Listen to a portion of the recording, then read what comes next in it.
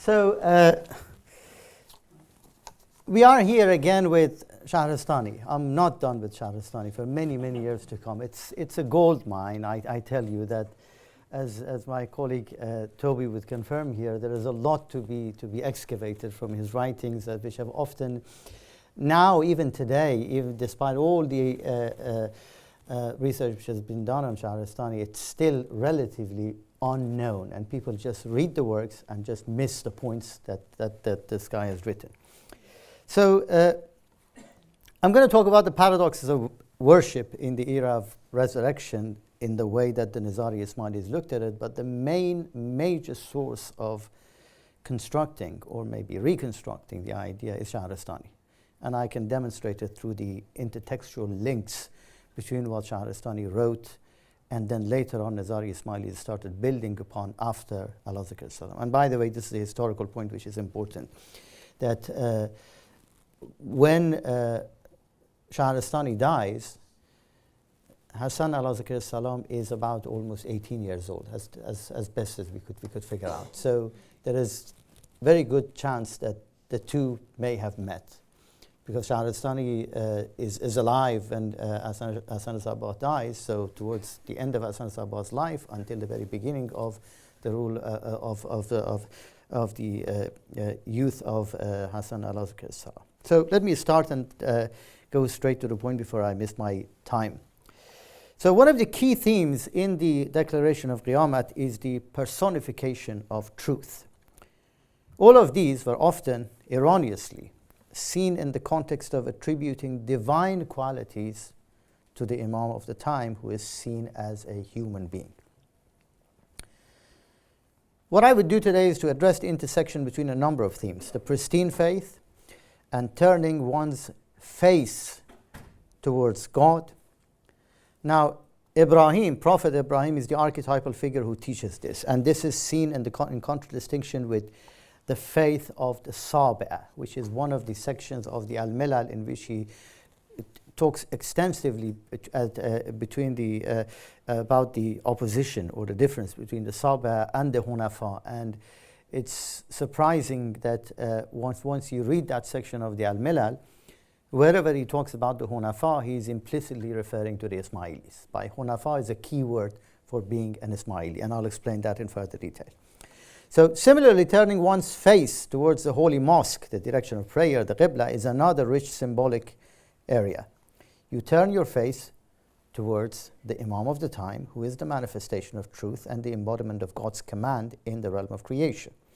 Without submission to this person, this unique human being on earth, your faith will be prone to polytheism, shirk. And there is the paradox. The Kaaba itself is an allegory for the Imam of the time. The pilgrimage of Hajj has been interpreted as visiting the Imam of the age. Turning one's face towards God means turning one's face towards the Imam of the time. So Shahrastani is, of course, a Muslim scholar who interpreted faith at the intersection of reason and revelation, and these points are important. He's not a philosopher as such. There is an unmistakable esoteric penchant in his works, and in particular the hermeneutics he employs to interpret the Quran. Now, this is quite evident in at least three of his works, namely Majlis Kharaz, the Mafatihul Asrar, and the Milal wa Nihal. You've got the books here on the screen. So these are the works which are replete with Ismaili themes. Of course, there are traces in the Nihayatul Aqdam too, but I'll get back to that in a second. So what I will discuss today is drawing on these extracts from these works is Shahrastani's understanding of Tawheed in the light of Ta'aleem. Again, this is the point which is Shahrastani is immediately after Hassan al-Sabbah. So the idea of Ta'aleem, which is communicated through him, finds a very neat, a very crisp description in the Majlis al-Kharazm and also in the Mafatihul Asrar. So this approach is what we find consolidated among Nizari Ismailis from the time of Hassan al-Sabbah onwards. So let me briefly outline his narrative of true Tawheed, the way he talks about it. For Shahrastani, true Tawheed should be seen in the framework of pristine faith or Hanifiyya. As we know, this term is associated with Prophet Ibrahim, and in the history of Muslims among the Quraysh tribe, there were a group of believers who were known as the Hanifs, including the figure who came to be known as Prophet Muhammad. For the Hunafa, true faith requires it to turn away from worshipping idols or false gods. In pre-Islamic Arabia, the idols which filled the house of Kaaba were symbols of beings who were intermediaries to the Supreme God, to Allah. The initial understanding may seem that Shahrastani is telling us that what every other Muslim tells us. It is indeed a lot more nuanced than this. In layperson's understanding of Tawheed and Shirk, human beings should worship God directly, without the intervention, intercession, and intermediary of any physical being. The most recent iteration of this belief can be found among some Salafi Muslims who vehemently reject and denounce the intervention of any human figure, be they Sufi saints or Shia Imams, on the path of approaching God. It seems intuitively true that purity in worshipping God requires you to eliminate any intervention. You should approach God directly. Otherwise, you would be no different from idol worshippers. And here's the big problem. So Shahrastani would beg to differ here. Here is the gist of his argument, which I will unpack momentarily. For human beings, it is impossible to attain knowledge of God without the intervention of a human being. And this is, by the way, the key argument of Hasan Sabbah. Those who are under the impression that divinity belongs to the realm of spirituality, and it is only through spiritual beings, say angels, that you may find proximity to God, indeed fail to understand Tawheed. So, there is this verse in the Quran which is in response to those people who deny the prophethood of Muhammad, expecting a messenger of God to be a spiritual being. وَلَوْ جَعَلْنَاهُ مَلَكًا لَجَعَلْنَاهُ رَجُلًا وَلَلَبَسْنَا عَلَيْهِمْ مَا يَلْبِسُونَ. Even if we wanted to bring down an angel, we would turn him into a human being first, and then he would live among you like any other human being. So far it makes perfect sense to the mind of the layman. Spiritual beings for the spiritual world and physical beings for the physical world, but here is what surprises us. Shahrastani indeed inverts this order and defies all notions we have of how the spiritual world and the material world operate. So in order to see how he goes about this inversion, we need to go back to the Quran again, to the story of Ibrahim. So this is, I think many of you are familiar with this one, that he came across the stars and the moon and then the sun, and then finally he said, you know what, all of these are setting. They are transient. They're not permanent. I need something which is greater than this.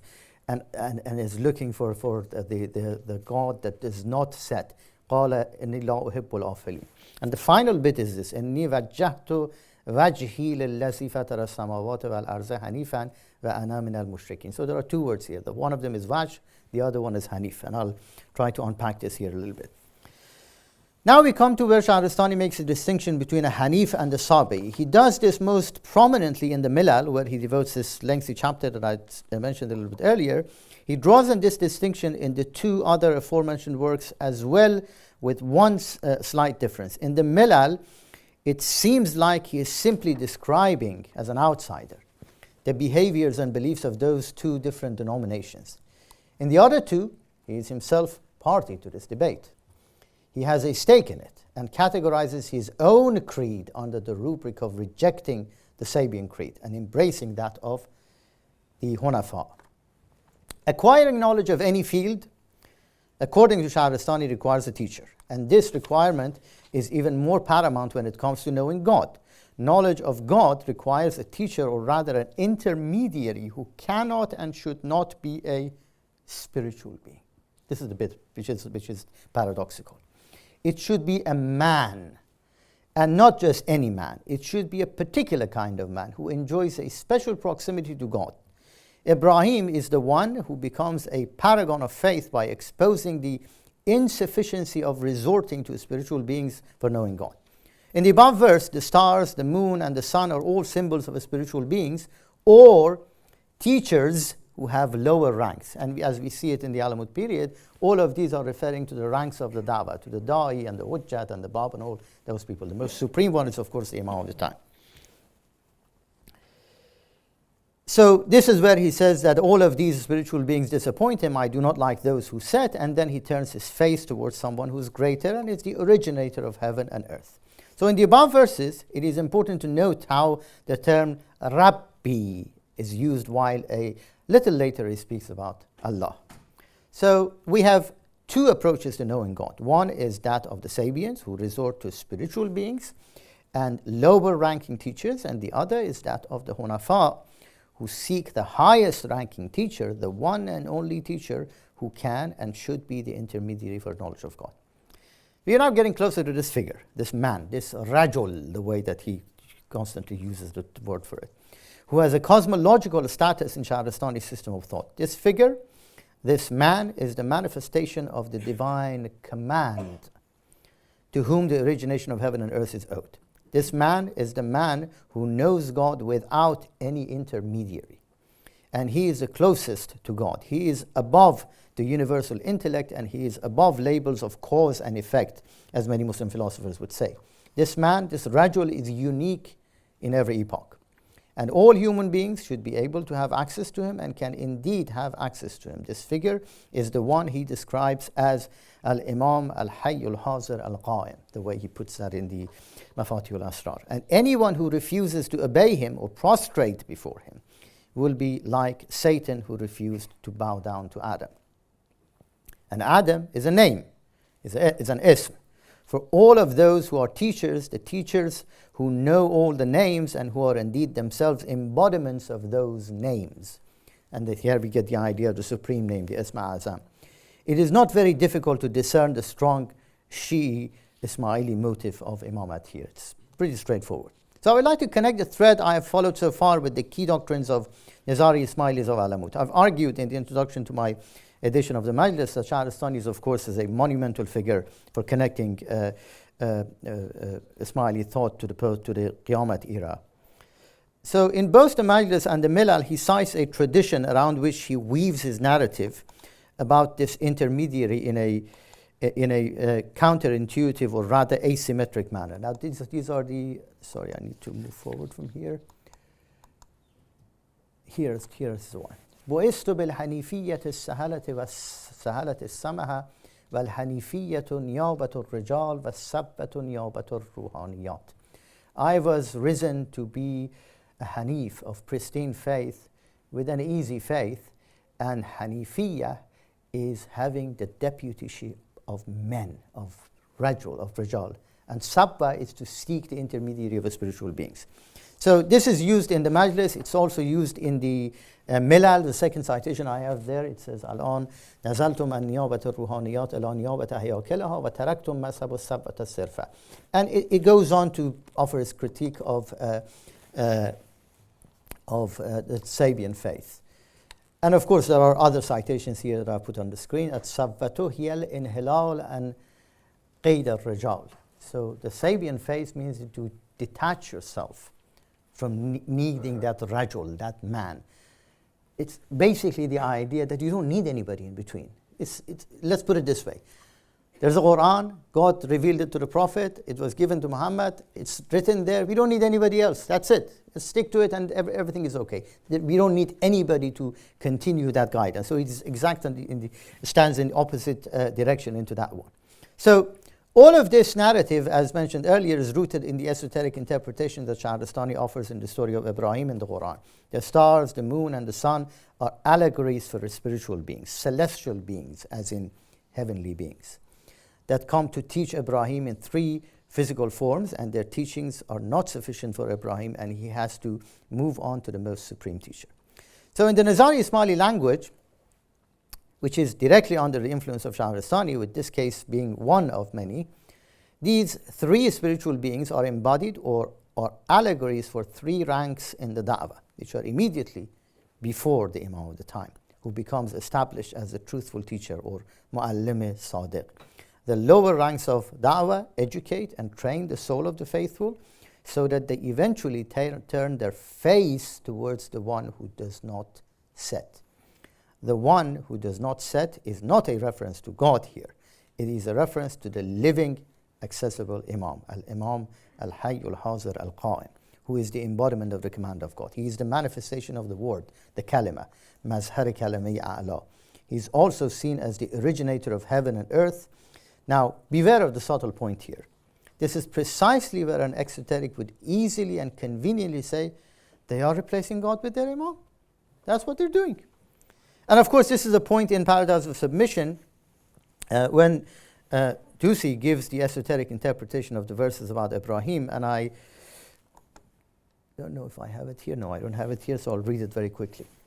The meaning of this verse, and I cite, is that once I recognized the Malikus Salam, the Lord of Peace, now he's the Imam in reference to the Imam, and turned towards him, I realized that he is the creator of the heavens and the earth. Namely, I learned that the exoteric teaching of the prophets, which is called the heavens, and the esoteric teachings of the Hujjats, which is called the earth, all come from him. The reason for this is that the esoteric sense, the batin, of the heavens and the earth is the realm of religion, alam-ud-din, whereas the exoteric sense, or the zahir of the heavens and the earth, is the realm of the world, alam-ad-dunya.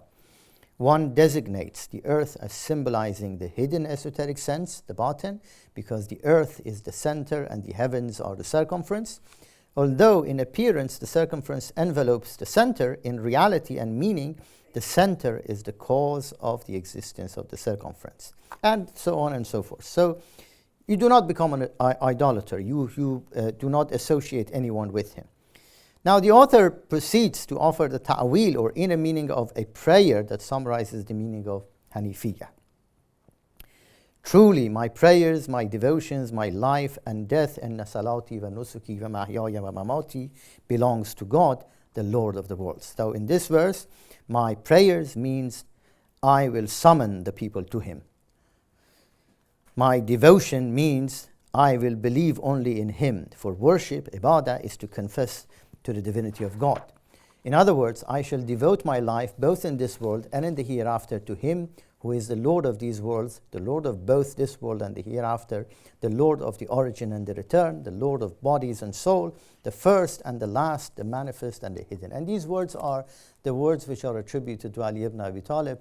And of course, there are people who would consider this the fabrications of the extremists or the ghulat. And of course, it's an area of dispute. In particular, Professor Amir Moizi disagrees and believes that all these words actually existed during the lifetime of Ali himself. It was not a later construction.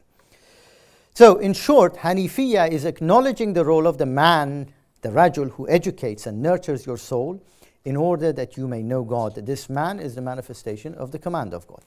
Now, in the Paradox of Submission, Tusi, of course, offers a narrative which I think is taken from Al-Azhar Salam, in which he's talking about God in personified, not in the physical sense. This is the tricky bit, that it is the command of God which becomes personified, not God becoming personified. But when it gets to texts like Haft-Bab, it's not exactly that clear. It's not philosophically rigorous, because Haft-Bab says, Khudāy mu'ayyan wa mushakhas. He doesn't care about the nuances anymore. But here is the warning that he has got. Tusi says, from this discussion it becomes clear that in the terminology of the philosophers it is an error to speak of the first cause in relation to God, but it is correct to apply it to his command, which is the source of all existence. In fact, whatever attributes has been ascribed to the first cause by distinguished philosophers and people of knowledge, Ahl Ma'rifat, among the men of intellect, is a reference to his command, one facet of which is directed to the world of pure, eternal unity, the other to the world of multiplicity and contingency. But God as such is free from and exalted above both these facets, as has been expressed in the words of one of the leaders of the truthful people, referring to one of the Shia Imams. In this case, I think this is either Imam Ja'far as-Sadiq or Imam Ali, that whatever pertains to God pertains to us. However, the man of truth, and this is the warning part of it, the man of truth must not succumb here to either exaggeration or underestimation, to either ghuluv or taqsir, because the pitfalls are many and the straight path, the true religion of God, which proceeds between underestimation and exaggeration, is narrower than a hair and sharper than a sword. Now, I've put here some of these verses from the Quran, which I think you will find plenty of them spread in the text of the Quran, but I'm citing something here towards the end. I'm going to skip from here. وَيَبْقَى وَجْهُ رَبِّكَ ذُو الْجَلَالِ وَالْإِكْرَامِ. Just take the word wajh out of it. You could say, وَيَبْقَى رَبُّكَ ذُو الْجَلَالِ وَالْإِكْرَامِ. Why is it that you're bringing the wajh rabbik? And of course, the Ismailis interpret that the wajh as the Imam, because you also have it in the sayings of Ali, at least in the versions that we find in the Khutbatul Bayan, that says, Ana wajhullah al-baghi, ana jambullah allazi farrattum fi, etc., etc. So, these are citations from Shahristani. He says, Al-baytu rajulun min al-rajal. So when you're talking about the Kaaba, you're talking about not a house, not a physical house. It's an allusion to a person, a human being. And of course, it's an allegory for the Imam of the time. So again, oh my God, this has been so... You don't have the right fonts here on this machine.